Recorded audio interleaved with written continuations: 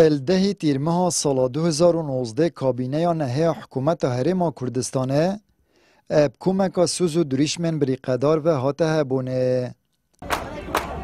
پشتی چند ماه کن دنگ نرازی بون الدجی سیاست و کابینه بلند بون. لیلشینا که حکومت سوزن خوب جه بینی تو چاکسازیان انجام داد کفت گیان آزادی خوازن بادینان و اپراسیونه که داب دهان چالغوان زندان کرن. کابینه نه کابینه که پلیسی بپراستی گرتن و ترساندن خلکی دست بکر اپراسیونک دست بکر سر است هرما کردستان تابعیت بادینان و هر کسی که رخنه که بگیریدن اتوماتیکی چرا نویسه که ندیار برسینگی بو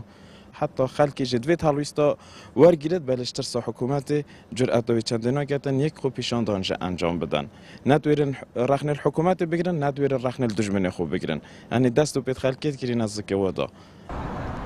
روشا روزنامه‌گری دور بادینان جیب همان درد آزادی را در برین چویه. اجبلی کنگره روزنامه‌وانی این کو کار به دست حکومت تدا خونمایشت کن هر دم بر پرش مایکن آزاد را وینه.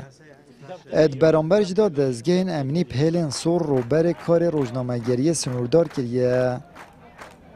روشا روزنامه‌گری یا سنوردار کریه یا مترسی داره هر کسی که دستاویت و بیتن روزنامه‌وانه که راست و درست بید و باوری خو خلکی بپارزید و کار بو برجامندی این خلکی بکد دبی شاوری آستنگ گلک مزم بید هم روشاوی و هم روشا دورو بریت و هم روشا خیزانوی و که روزنامه‌وان دمترسیه ده و گلک نمونه جانه کم روزنامه‌وان یا چالگوان نکت یا دستیوان بروی پیش وگیرتیه بی بهینه آگدار کن بی بریار دادگه هر پستال و پیلا و چنه سر نوینی نوا چنه هنداف سر زاروی نوا اتراوین کس نزانید که چاره نویسیوان کی و چویا روزنامه‌وانی جی هنداف صنایع هنده تو دست نابجی ملفین هستیار اوین پیوندی بجیان خلکی و قوت خلکی هی او بابت هر بواب صنایع نکول بیت خو عرض کن سر شاشه که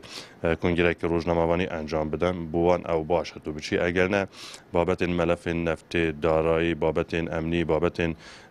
گرتنا چالگوان و روزنامه‌وان و همی دو که براسی حتی وگویجی هیلا صوره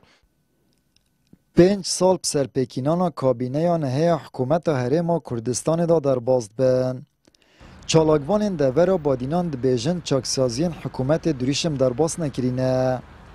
و آزادی را در برین و روزنامه‌گری جی برفپاش و چویه. پارتا دستالادار جی روزنامه‌وان و چالاگوان بادینان هم بر چولکی نازو نازر یان زندان کنه سرپشکرینه. آمد بریفکانی کانال آسمانی پیام دهوک